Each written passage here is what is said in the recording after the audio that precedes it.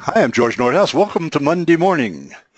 Auto insurers advancing highway safety. Well, the Insurance Institute for Highway Safety is something that all of us have seen on the radio, on television, and all kinds of places, but we never really knew what it was all about. And I didn't realize there was also a Highway Loss Data Institute. Anyway, I called them because I figured agencies really need to know this. And Russ Rader, who's the Senior Vice President for Communications, worked with me, and he's going to tell all about that. So, Russ, welcome aboard. Here's your picture. He was a communications guy. He is a communications guy, actually. And you can see he's a Nebraskan, good old Western guy, a boy. And he has, for the last 15 years or so, he's been the one that everybody goes to on, well, any kind of public relations, marketing, and that kind of stuff. So, having said that, Russ, I thank you on behalf of all of us to let us know about the Insurance Institute, and I'll let you take it from there. Well, thanks very much for having me, George. I really appreciate the opportunity, and I hope once we finish the presentation that everyone will have a better understanding of what the Institute is and some of the work that we do. Good. There are actually two organizations, the Insurance Institute for Highway Safety and the Highway Loss Data Institute. Both of them share the mission of reducing deaths, injuries, and property damage from crashes on the nation's roads. IIHS does that through its safety research. HLDI also does safety research. Also, they collect and publish insurance claim data. And both organizations are supported wholly by the automobile insurance industry. Wow. And this is a list of the companies and the associations that fund us. And George, this list represents about 85% of the insurance industry in the U.S., the auto insurance industry. Oh, I can see them. You can see Progressive and State Farm, the big guys, and all states of the world and all that. Yeah, it's everybody I've ever met is on there for sure. All the big companies and many medium-sized and smaller ones as well. This is a little bit about just geographically where we are. We are based in Ruckersville, Virginia, near Charlottesville, where our Vehicle Research Center is. That's the photo on the left. And then some of our research staff, about 40 staff members, are located in Arlington, Virginia, just outside of Washington, D.C. Mm-hmm. Some of our activities, we are an organization that doesn't lobby, legislate, or litigate. We're not involved in any of that. We are empowered by the insurance industry to do aggressive research and communications, to find ways to reduce crashes, make our roads safer, and influence the debate, influence policymakers, automakers, and the public to improve safety on our roads. Got it. Some of what you see in, as you mentioned earlier, George, our aggressive communications program gets us our information out to the public through news releases, films. We do testimony, things like that. You know, these are all. I was just going to say, so it's such interesting stuff that if I were a television station or a big one or whatever, I'd love this because it goes to the heart of the matter. We are all driving and we all need the help. So, but I mean, exactly. All I'm saying is it's a great subject to do for sure. And these are the areas that we focus in our research. We can influence and prevent crashes from happening. We can have input on people, their behavior, through laws and policies. We can have influence on vehicles to make them safer and more crash-worthy, and so that they have features that can prevent crashes. We can also influence the roadway environment. We do research to look at what makes road design safer. Mm-hmm. And over on the right-hand side, you can see all the losses that we are targeting. Injuries, deaths, property damage are the main ones. I didn't realize that you guys actually did help with our design roads or roundabouts and stuff like that. That's neat. Exactly. That's a key way that we can reduce crashes in rural areas as well as in urban areas. And this is some of the results of our research on people changing driver behavior. We were instrumental in starting the Click It or Ticket campaign, which started in North Carolina and then went nationwide to get more people buckled up. We've done a lot of research on graduated driver's licensing systems to make keep teens safer. We do research on automated enforcement, alcohol impaired driving. And as we were just mentioning, roads are safer because of our research on signal timing, installing roundabouts instead of intersections, which makes roads safer because they cut down on crashes. Other kinds of roadway designs that can really be low-tech ways that we can improve safety. I guess, a lot of us just take these things for granted, like that rumble strips. Boy, those really get your attention when you're going off. And I didn't realize that you guys were involved in that. Oh, that's very interesting. Keep going. It's going great. And vehicles are safer. The research that we've done over the last 50 years includes things like fuel tank integrity and rear-end crashes. We in the insurance industry were instrumental in getting the first airbags in vehicles, which are now something we all take for granted as well. How about that? And research on other areas, not just the cars, but also the things cars crash into, like the backs of large trucks. We can make them safer to prevent terrible underride crashes like you see there on the lower left, and technology like electronic stability control, which can help prevent crashes. What are we going to do on these automated, I know you guys are into it, probably helping them, automated, what am I saying, no driver, what, you know what I mean? The autonomous vehicles. Yeah, there's going to be a lot of research that goes into that. And the building block technology, which we're going to get into in a minute, is already on many vehicles, and we're studying that. Okay, good. And, the news media covers our research, and they recognize the efforts that the insurance industry has made to make roads safer. And we get a lot of coverage. I can't hear her, but I guess she's... I've seen this thing a lot of times. Yeah, she's talking a lot about the research that we do, and the research that we've done over the years has influenced safety on the roads. This shows over time what's happened with crash deaths since 1950 through 2015. The blue line shows the up and down of the raw number of deaths every year. It's a staggering total every year.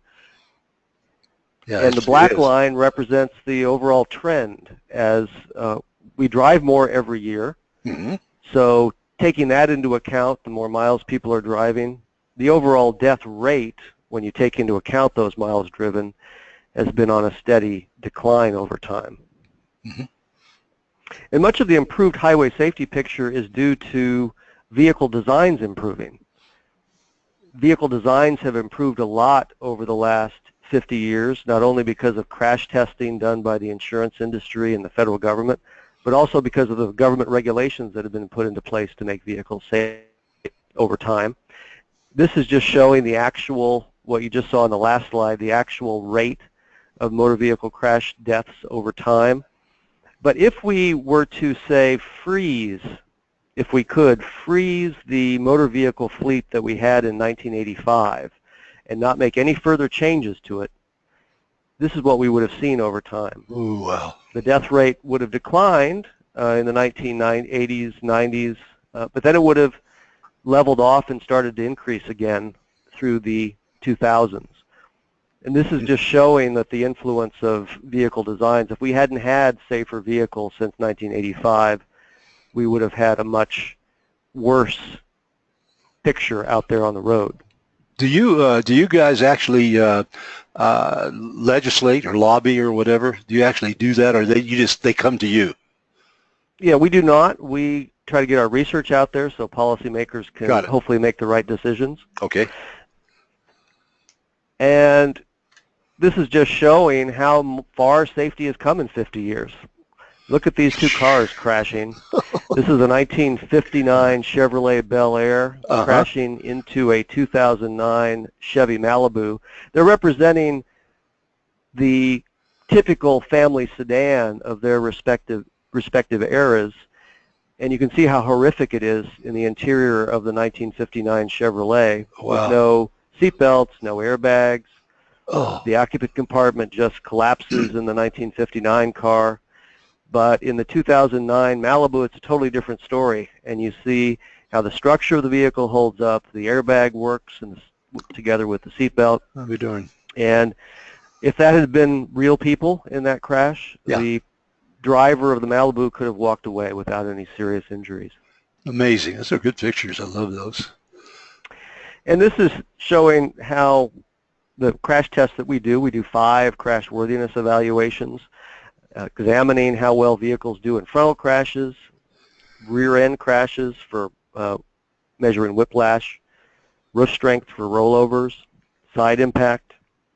And our newest test is the front small overlap test, which is very challenging for the vehicle structure, which we started in 2012. And the difference can be dramatic over time, how vehicles have improved. Look at the 2001 Ford F-150 pickup at the top. Yeah. And its replacement at the bottom shows how much improvement we've seen also in side impacts with side airbags. Wow. How about that? And we've seen vehicles improve in how they protect people against whiplash in rear-end crashes. And fascinating. Wow. And roof strength has improved. This means that people are better protected in rollover crashes. And now we're seeing some of the same improvements in our new small overlap frontal test, where vehicles are performing better than they did just 4 years ago when we launched the test. Look at those airbags in that one below. That was really something, wasn't it? Yeah. Good Lord. Yeah, and it's interesting that the side airbags are programmed to deploy in a frontal crash like this to better protect people when that vehicle is moving sideways after the impact. Fascinating. This is just an example, shows how crash worthiness has improved over time. You want to see green here. Green means good, and the ratings improve over time as the manufacturers change designs. And an example up in the upper left-hand corner there, we started our moderate overlap frontal test in 1995. Many vehicles, more than half, were marginal or poor when we first started that test. Today, every vehicle we test is good. The manufacturers have adopted that test as part of their design process, and they're doing the same for the other 4 tests that we do. Amazing. We'll never know how many lives you guys have saved over the years. Never know. It's unbelievable. And there's no question that people are walking away from crashes today that they would have been seriously injured in I can see vehicles 20 years ago. And we know that this translates into safer vehicles when we compare vehicles that earned poor ratings in our test versus those that earned good ratings. We see the risk of injury and death is much lower in the good rated vehicles. So it's translating into better performance in actual crashes. And now something that you mentioned earlier on, we're hearing a lot about autonomous vehicles. Right. And fully autonomous driverless cars are still a long way off. There are still a lot of hurdles to get to a fully driverless car, but the technology that underpins the idea of driverless cars, the building block technology, is coming fast and is on many vehicles right now. We call it crash avoidance technology, the systems that are on vehicles to help drivers avoid crashing in the first place.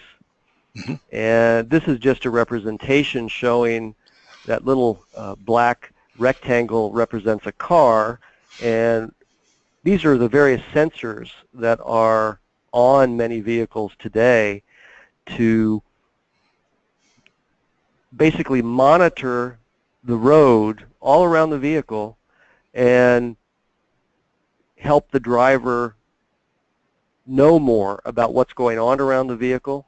And a vehicle that's actually smart, that can detect a crash and warn a driver of an impending crash, or even take action like automatically braking if the driver doesn't react fast enough. God, that's amazing. And all of this technology is available. This technology is available right now on vehicles, and we're seeing that some of it is being effective, like front crash prevention is working very well. we're looking at automatic braking systems on vehicles compared to vehicles that have the automatic braking system compared with those that don't. These are vehicles that also have a warning component that I mentioned, where they warn the driver first of an impending collision, and if the driver doesn't take action, the vehicle can automatically brake. And we're seeing significant reductions. In the middle there, a 50% reduction in police-reported rear-end crashes for vehicles that have these front crash prevention systems. Wow, amazing. And injuries are being prevented too, so that's an added benefit. Not only are we preventing crashes and the damage that occurs to vehicles, we're also preventing damage to people. Good.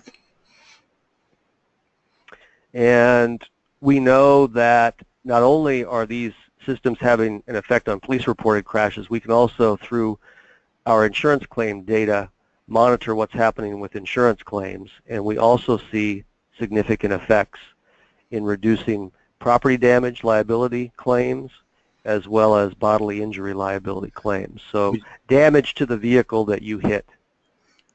Do you get reports from the auto insurers about claims and where, Yes. how, and all? You get that automatically from these guys, huh? Yeah, they feed that into us, and it's aggregated, and we can feed it back in sort of as industry-wide data to show insurers by make and model insurance loss trends for vehicles, and we also publish that data so consumers can use it too to look at which vehicles have lower insurance losses, which means that the vehicles with the lower losses are likely to cost less to insure than similar vehicles with high losses. Yeah, right. Good.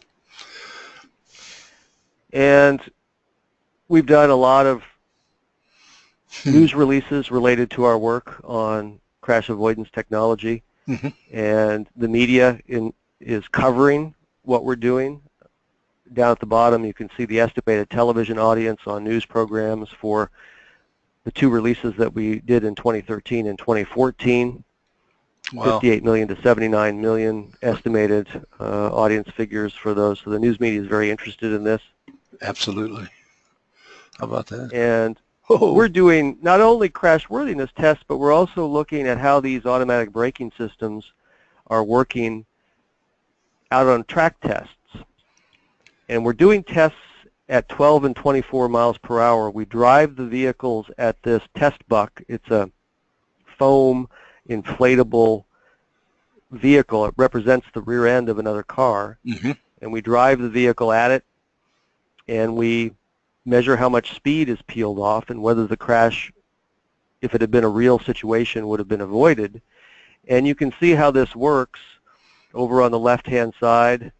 Ooh, good. Yeah. Now, even though the crash isn't avoided, that middle Dodge Durango SUV did peel off some speed. So it's good if the crash is avoided. It's also good if the speed is reduced so that the crash is less severe. That's fascinating. We're rating vehicles on how well their crash prevention systems work, and we publish those results. And vehicles, in order to get our top rating, our top Safety Pick Plus rating overall, vehicles have to do well in all the crashworthiness evaluations, but they also have to have an advanced or superior rating for their front crash prevention system in our tests. This can be a optional system, because most of these are optional, but increasingly people going out to buy new cars this year and in the future will begin to see this kind of system standard equipment. The ratings are improving. We're seeing better performance. Just like we did with crashworthiness, we're seeing better performance over time with these crash avoidance, the front crash prevention systems. And 20 automakers have pledged, have made a commitment to make automatic braking, that's the AEB up there at the top, a standard feature by September 2022. Oh, wow. So we worked with the National Highway Traffic Safety Administration to get the automakers together to make this commitment, and doing this on a voluntary basis will allow it to happen much faster than it would have had the government regulated this. But we're seeing such amazing benefits from this that we thought it was important to get the automakers to make this commitment, and they have. Well, Russ, if I were going to go out and look for a car, I want to buy a car, would I contact you, or could I contact you and ask you for what are the safest cars per se of these? Do you guys have that kind of a service? Yeah, you can ask us, or you can go right to our website at iihs.org, and we have a vehicle ratings section where you can see all the things that I've been talking about. Good. And look up the vehicles that have the best ratings. Good. And speaking of our website, up at this is the home page of our website. You can see what I just mentioned, the ratings tab on the upper left-hand I see it. corner there. We also have sections for our news releases. You can go to the topics page and see all of the research areas that we have reports or studies or news releases on. We have a video section where you can see reporters can download video of crash tests if they're doing stories about our research. Wow. And we have a bi-monthly newsletter, or monthly to bi-monthly newsletter called Status Report, which is also listed there. And a lot of different ratings, not just the ones we've been talking about, but also we're rating vehicles on their headlight performance. We're also rating vehicles on how well child restraints, or how easy child restraints can be installed in the vehicle. And we also offer other kinds of information, like choosing the safest vehicle for your teen. Yeah, great. That's beautiful. So if you are an insurance agent, or you're a parent, or you want to provide this information to parents, this is a resource that we have to look for the safest used cars for teens.